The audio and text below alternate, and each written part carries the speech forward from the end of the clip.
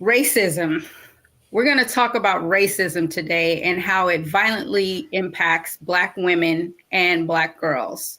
This is going to be a serious subject matter today on The Frequency.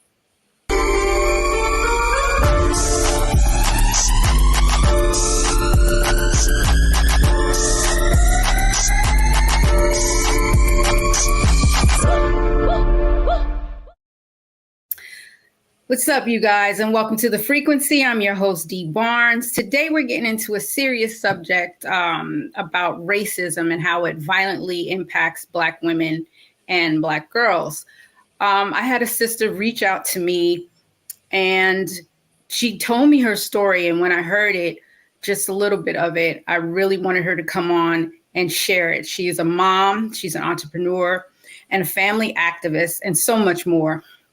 And she endured something that she wants to share with the audience. So I'm going to bring on my guest, Danica Moore. Please join me. How are you, sister? I'm good. How are you? I'm good. And thank you so much for, reaching out. And I couldn't wait to have you on to speak about this, because this is a serious matter. First, I want the audience to know, who you are. Tell me about, the work that you do first. Let's start there. Sure. Thank you again for having me. I appreciate you finding worth in my story, because I think it's the story of most Black women, most Black girls and children, unfortunately. So that kind of actually speaks to who I am. I am a licensed social worker for 20 years. My area of expertise is trauma. Huh. Right. Yeah. I didn't know. Yeah. This is going to be even better. We're going to talk about that too. Yes. I feel like I just did this podcast episode. You can't outrun racism. Right. You can't outrun trauma. So that's what I do. I'm a trauma expert. I do individual and group therapy. And I also provide trainings. I'm also a mother. That's the core of who I am, the heart of who I am. And I'm a supporter. I'm an activist for folks who are looking to get free. Right. Exactly. Okay. So, wow. It's interesting that you mentioned the trauma part. There's so much I want to talk to you about in regards to that on different aspects of life, but we're going to focus on this right now. Your story. God, please share that with me, because right now I'm the only one that knows right now what we're, about to discuss. So please walk us through what happened to you. Deep breath. So I'm going to try and make it as succinct as possible, because it's just, you can't control. It's kind of like when you push a boulder down the hill, you can't control the devastation that it creates, right? You don't know the route that the boulder is going to take. And that's kind of my experience with racism working at a nonprofit.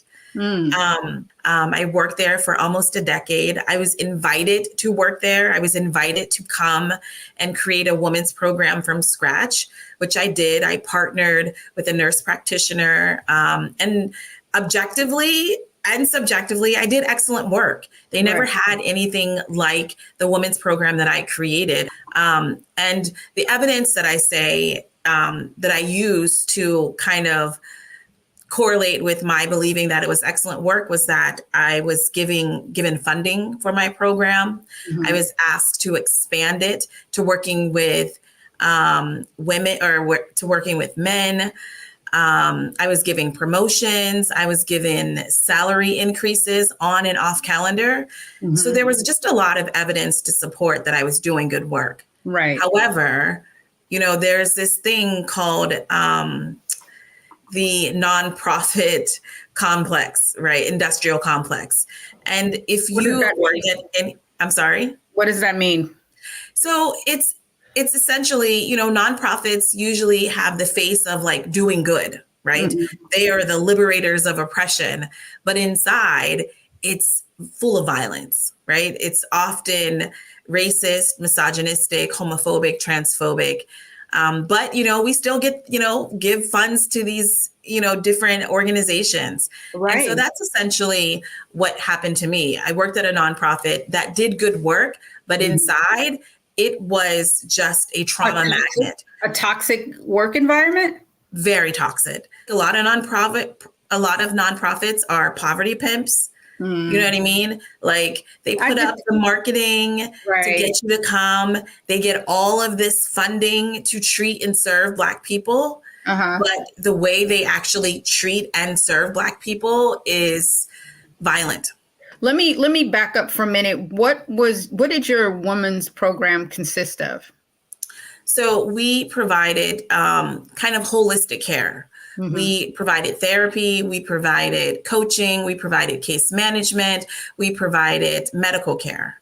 Oh, okay. So we were trying to have a wraparound effect for every woman that entered FIGHT, right? We wanted to serve them in the traditional fashion, but also based on whatever they needed. We were that flexible that we could just kind of find a way to meet their need most times. Okay. Did they say something in response to the firing? Did they? So in response to the allegations? The complaint has been open for 5 years. Wow. 5 years. Before we connected. Yes. Right? Oh yeah. I started my podcast on the 5th year anniversary of my firing. What's the name of your podcast? Yes. What's the name of your podcast? I'm Not Going to Be Quiet. I love it. I'm Not Going to Be Quiet. I absolutely love it. So this inspired you after what was happening. This inspired you to do the podcast. Absolutely. I was traumatized, even though that's what I did. That's my area. That's my niche. That's the work I do. I organized around this. I knew it was coming, right? I knew it was coming. And so I prepared for it. I saved money, right? In case I was fired. I was in therapy with my therapist already. I had support from my family and friends. Right. But even when it happened, I was still traumatized. I felt the symptoms of PTSD, right? I had anxiety, depression. I was so hypervigilant. Like I had distorted thinking, paranoia, because there were people at that agency that stabbed me in the back. Right. And so what that does when someone betrays you in your face, right? They're like, oh, you're doing great work. No, we're protecting you. We're standing in solidarity with you. But also they're co-signing me being harassed and terrorized, humiliated, dehumanized, and targeted. Right. I did my best to recover, but I knew I was still hiding out. I was not on social media at all. Right. I was still afraid of the boogeyman. Right, right. But eventually I realized in order to heal at the next level, I had to stop being afraid of being quiet. Like I had to stop being quiet and say my truth. Exactly. I had to let her see my face and let the chips fall where they may. So I created that podcast. And that's why you created a podcast. And what do you discuss on there? Just everything that was happening to you or in general, things that happened to Black women? So I largely focus on Black women and children, but I let people come on and they talk about something that they've been forced to be quiet about, right? Like covertly or overtly, you know what I mean? Like, perfect. I grew up in the church. We're not allowed to talk about being queer or lesbian or gay. So those are some things that, people come on and talk about whatever they've been asked to be quiet about, what they're no longer going to be quiet about, what being quiet caused them or cost them. Right, the harm, and then how they got free. Right. So the topics vary, but the questions are the same, right? Yeah. Everybody's been silenced and about something different. Are you seeking legal action against them? I am. So my case was an open case with PCHR, which is the equivalent of the EEOC. And it stayed there for 5 years. The investigator, she told me I was the last person to be interviewed. That was like 3 years ago. Wow. So how do you move forward? I mean, and how do we as Black women move forward when we're in situations like that?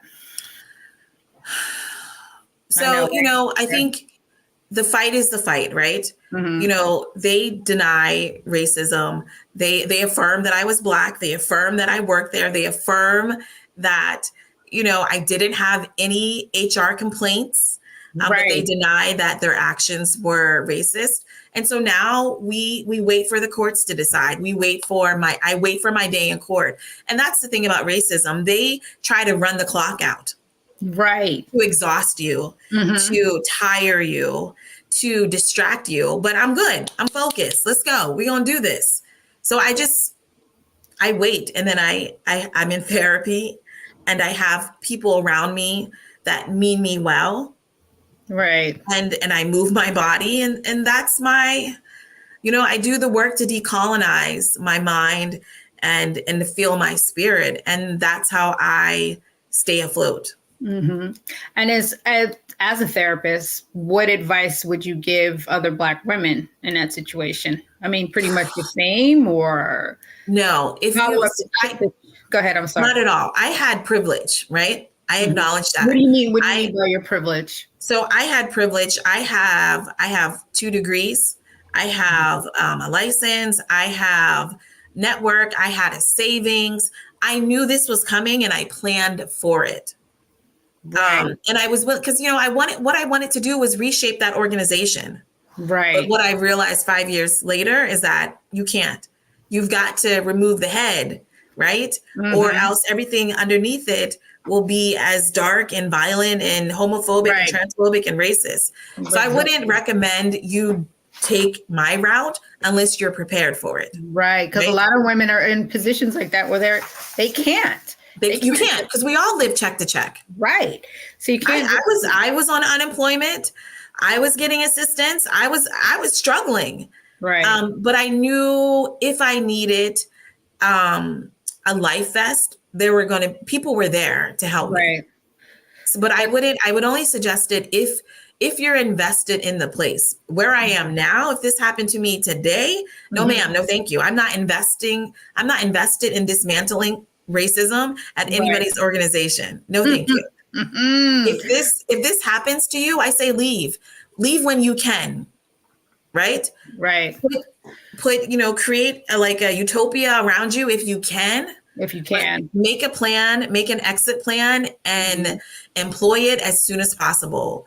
You know, when you work at these toxic and violent places and you think that, you know, it's not happening to you, so you'll be all right. Trust me, you will not leave that place unscathed. Exactly. Do you suggest that women go through the procedures of the steps? Because sometimes that can escalate things too.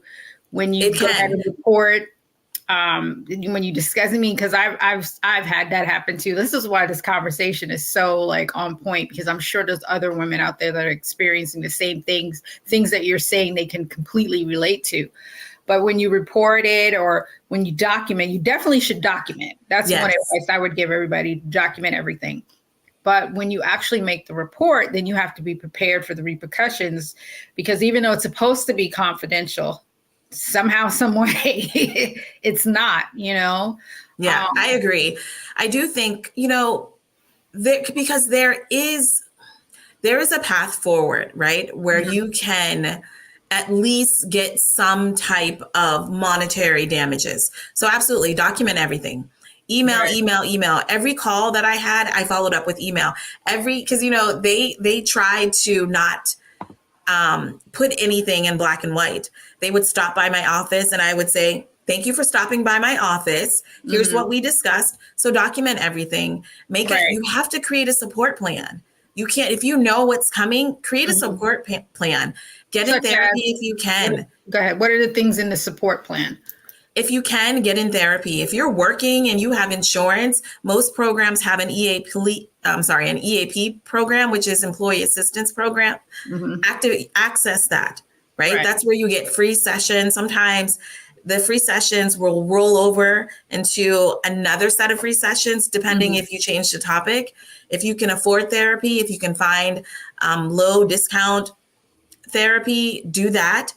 Get with your friend group and let them know what's going on. Tell them exactly how you need their support. Right. Sometimes I just need people to call me and say, it's not you, sis. Yeah. You're not crazy. They're gaslighting you. Because they're gaslighting you. Exactly. Yes. Exactly. I literally tell my friends, this is what I need. Because, you know, it's a lot of noise. It's a lot of noise. And they really try to act like they're not harming you when they are. So I would say document, make a plan, and get support and stay in a place of support. Get a spiritual advisor, a life coach, whatever you can. But remind yourself it's not you. And if you can't afford any of that, you know, you can't see my space, but I have all kinds of just visual cues around me, reminding me the truth of who I am. Right. So just put up quotes that mean something to you, people that mean something to you. Remind yourself of your worth while they're tearing down your worth. I feel you. I hear you loud and clear. I hear you loud and clear. Well, I want to get into next. We're going to take a quick break, but I want to talk about how the after effects of everything that happened, including with you having to move and your daughter, because this now will focus on, you know, young Black girls. So we'll be back on the frequency.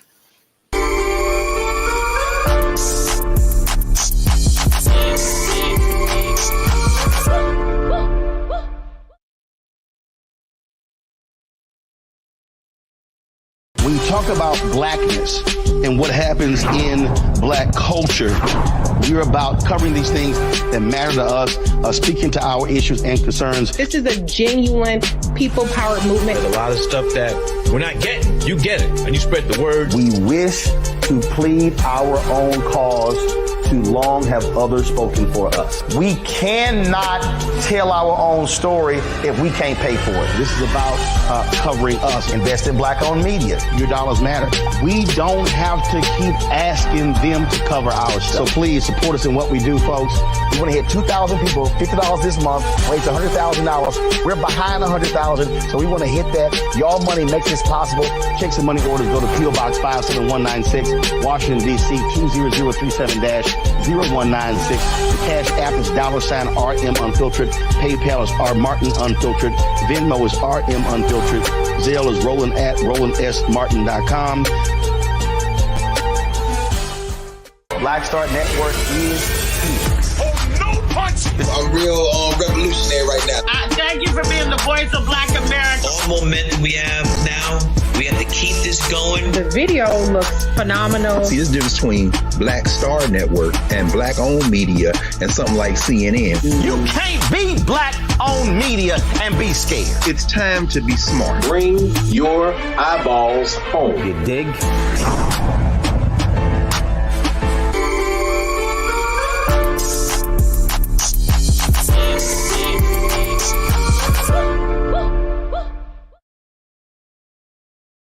Back right here on the frequency. I'm your host, Dee Barnes, and my guest, Danica Moore. We're talking about racism and how it affects Black women and Black girls. I'm just trying to figure out how do we move forward from that? I mean, how do you move forward from that? And were you able to pick up and go work somewhere else? You know? So, I mean, well, the one great thing that came out of that was that I started my own business, right? Right. What was the business? I knew.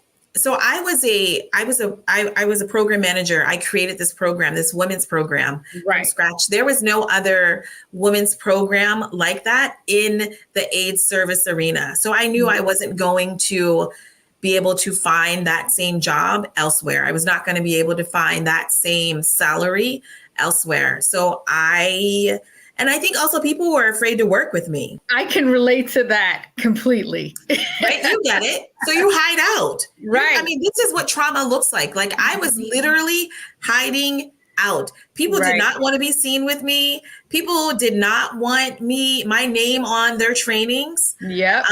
So there was like fear, but I was like, I'll just do my own. And I created my business, right? And I do my own trainings and I have my own clients and nobody can affect that. Like that's what I can control. Mm-hmm. And so that was like the best part. But then there's just, when you start your own business, like I went from making like right at like six figures to like less than half. Less than half, exactly. So And you had a whole readjustment, your whole life. Like, because things that happen, I mean, of course, your work is your livelihood, but when things go wrong like that, it affects everything in your life, 100%. And there was just like this trickle down, like all the way to your daughter. All the way to my daughter, right? So at the time that I was fired, we had been interviewing for different private schools, schools specifically, because the principals aligned with, our family, like ethics. Right. And so she went and she saw the school, and we, did the admission stuff, and she was offered admissions.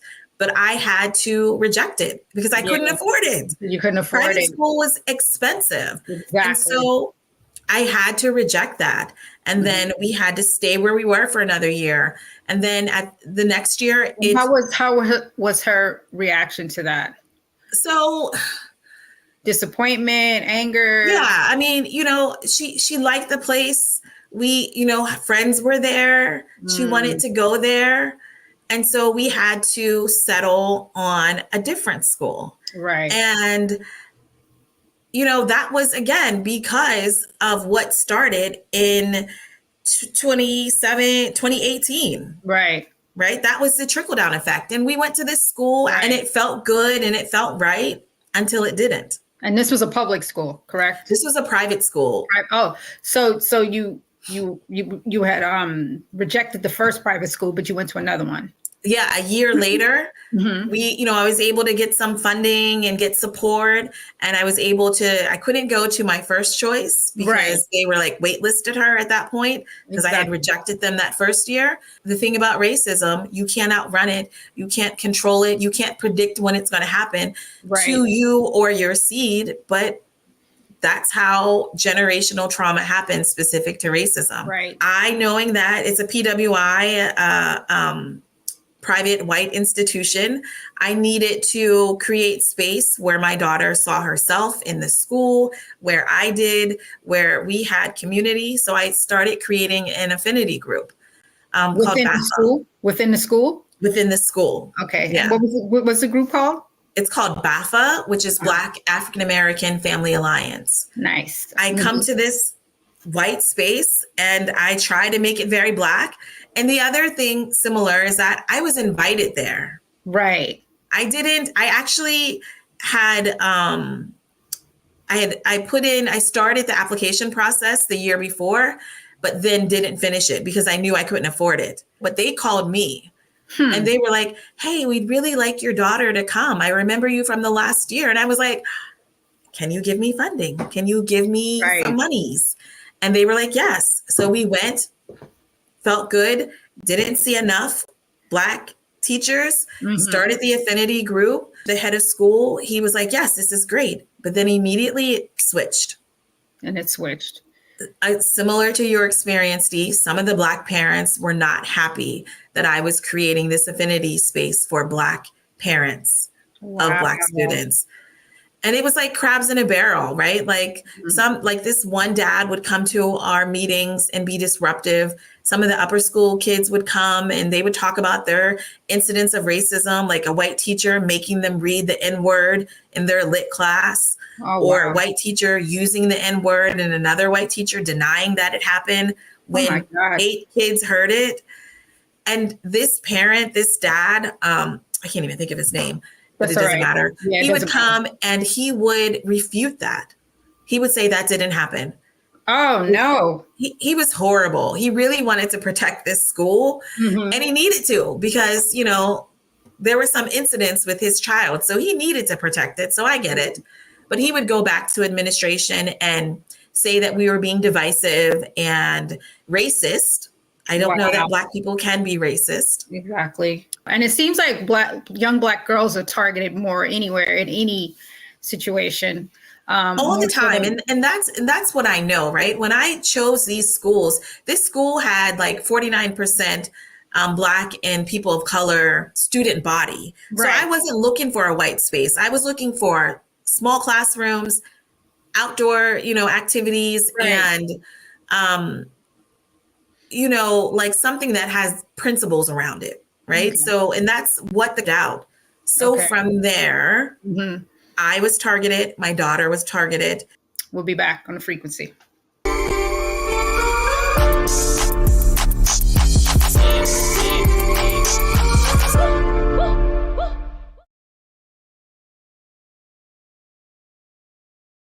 Hi, I'm Dr. Jackie Hood Martin, and I have a question for you. Ever feel as if your life is teetering and the weight and pressure of the world is consistently on your shoulders? Well, let me tell you, living a balanced life isn't easy. Join me each Tuesday on Black Star Network for a Balanced Life with Dr. Jackie.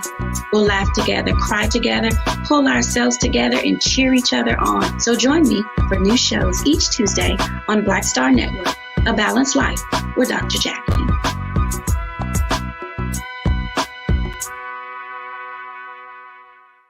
When you talk about blackness and what happens in black culture, we're about covering these things that matter to us, speaking to our issues and concerns. This is a genuine people-powered movement. A lot of stuff that we're not getting, you get it, and you spread the word. We wish to plead our own cause.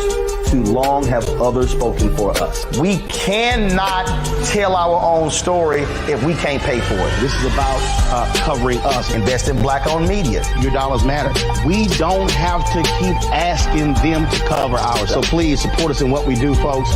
We want to hit 2,000 people, $50 this month, raise $100,000. We're behind 100,000, so we want to hit that. Y'all money makes this possible. Checks and money orders go to P.O. Box 57196, Washington, D.C. 20037-0196.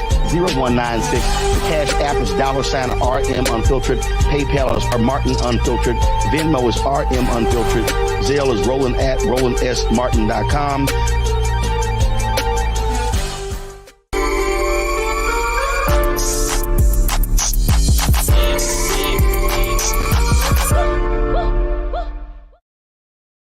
Back right here on the frequency with my guest, Danica Moore.